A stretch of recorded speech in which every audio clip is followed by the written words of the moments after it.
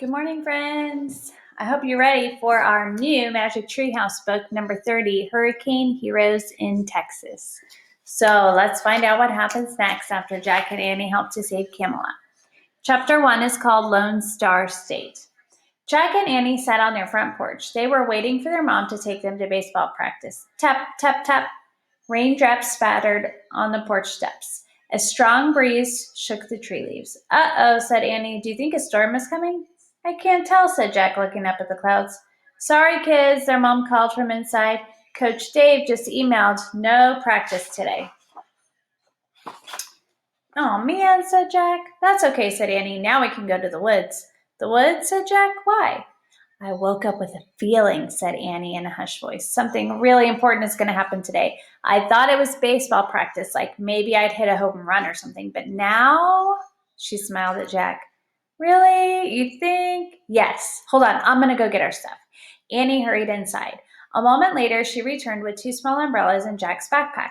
She handed over the pack and one of the small umbrellas. Mom says we can go as long as there's no thunder or lightning, and we can go take a walk. Great, said Jack. He pulled on his backpack. To the woods! To the treehouse, said Annie.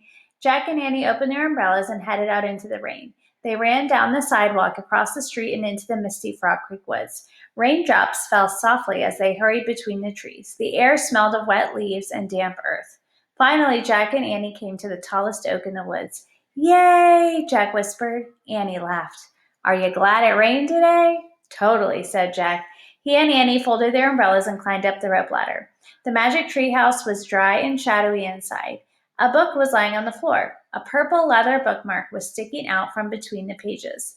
Lying on top of the book was a necklace. It had a thin gold chain and a glass star. The star was no bigger than a penny, and it gave off a soft yellow glow. Wow, a little star, said Annie, picking up the necklace. I wonder what it's for. Yeah, where are we going, said Jack, and he picked up the book. The cover showed a red, white, and blue flag with one big star, and the title said, A History of Texas, the Lone Star State. You can see what the book looks like right there. Great, we get to go back to Texas, said Jack.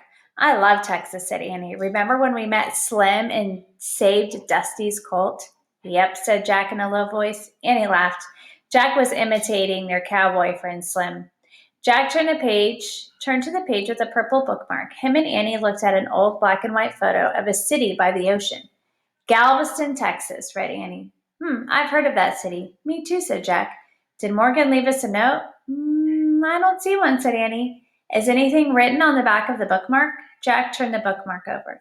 Yes, he said. Tiny writing was painted on the leather. So he read the writing out loud. It said, The place you must go on this late summer day is an island in Texas between Gulf and Bay. We're here to help, is what you must say. Seek high ground now. Do not delay. Jack looked up. Why do people need help, he asked, and why would they need to seek high ground? Good question, said Annie. Keep reading. So Jack read the next part on the bookmark. For those in the dark, adrift and astray, a single bright star can show them the way. Well, that must explain this, said Annie, and she held up the necklace with the star. Yeah, but that is so small, and it's actually not really bright, so how can it show the way to anything? Okay, go on, read some more, said Annie. So Jack read the last lines of the rhyme. Learn from a hero who is humble and brave, who welcomes the hundreds arriving on waves. Well, what does that mean? Asked Jack. I don't know, said Annie. Why don't we go to Texas and find out all the answers? She hung the star necklace around her neck. Wait. Do we have our Pennsylvania book to help us get back home? They looked around the treehouse. There it is, said Annie, and she pointed to the Pennsylvania book in the shadowy corner. Okay, all set then, said Jack. He placed his picture on the picture of Galveston, Texas. I wish we could go there. Then the wind started to blow, and the treehouse started to spin. It spun faster and faster. Then everything was still. Absolutely still. And that takes us to chapter 2 called Welcome to Galveston. And Mrs. Slaughter actually used to live in Texas. I lived in Houston, which isn't too far from Galveston. So I have been there. It is a city near the water, near the Gulf. So it says, Welcome to Galveston. Tap, tap, tap. Soft rain fell on the roof of the treehouse. A gentle breeze shook the leaves outside. Ooh, old-fashioned clothes, said Annie. She and Jack were both wearing stockings, leather shoes, and shirts with sailor collars. Annie wore a cotton skirt and Jack wore knee pants. Their two small umbrellas had changed into one large black umbrella with a bamboo handle. Jack's backpack was now a thick canvas knapsack. You can kind of see their old-fashioned clothes on the cover there of what they were looking like. Look at those cute doggies, too. We wore clothes like this when we went to San Francisco in 1906, said Jack. Maybe this is around the same time. Him and Annie looked out the window. The tree house had landed in a spreading oak tree in someone's backyard. From the window, Jack and Annie could see all the way across the city of Galveston. They saw wooden houses, fancy-looking mansions, stables and barns, horse buggies, and street trolleys. This could definitely be the early 1900s, said Annie. There's no cars or trucks anywhere. Right, said Jack.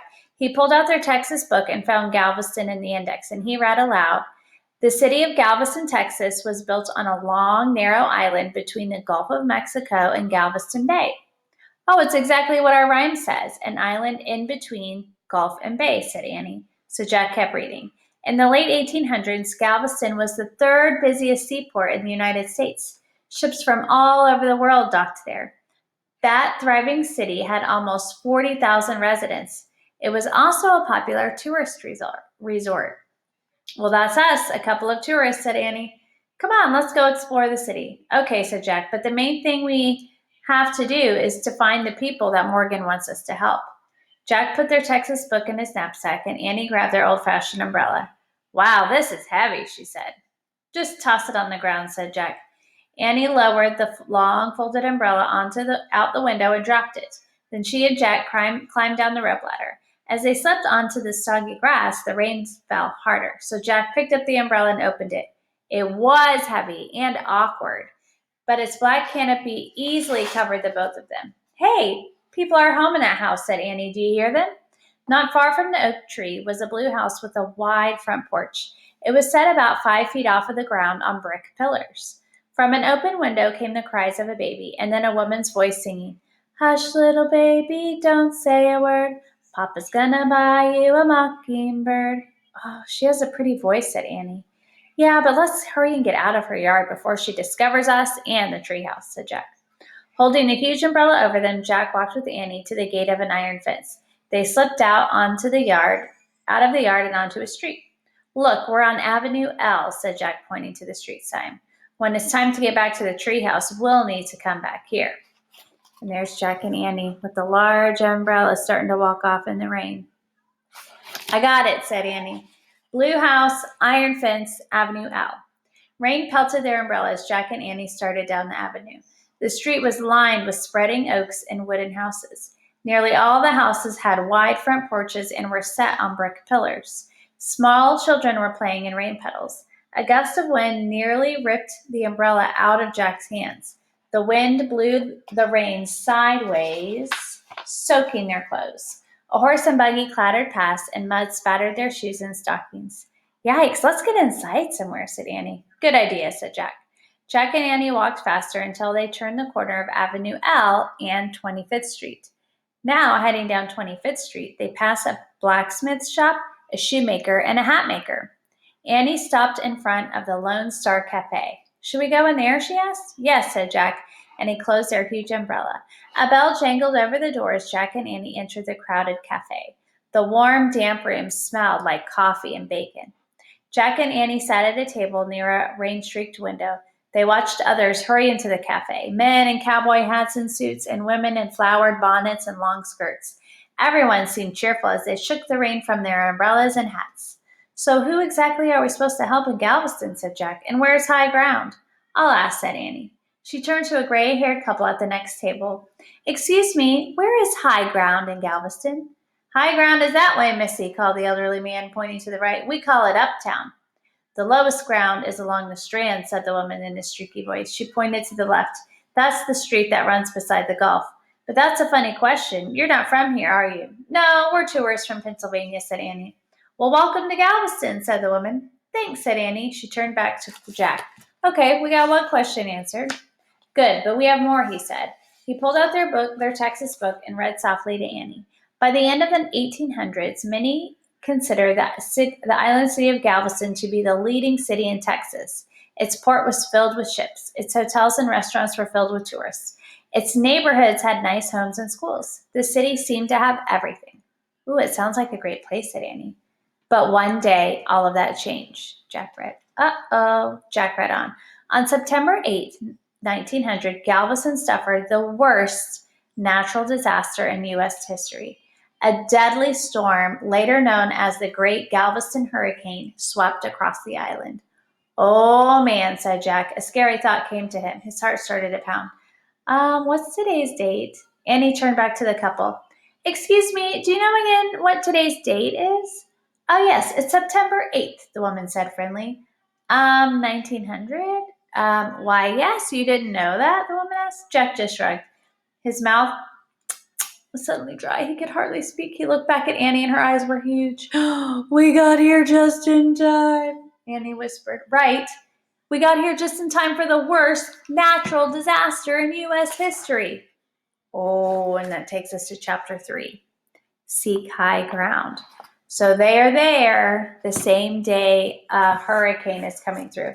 And if we look on the front, look, you can see they're up to their waists or the top of their legs in water. Whew. So I'm nervous to see what happens. Hopefully Jack and Annie can find people to help and that they can stay safe too. So tune in tomorrow for chapters 3 and 4 so we can find out more about what's happening in this book. So far, we're off to a good start. All right, I love you, friends. We'll see you tomorrow. Bye.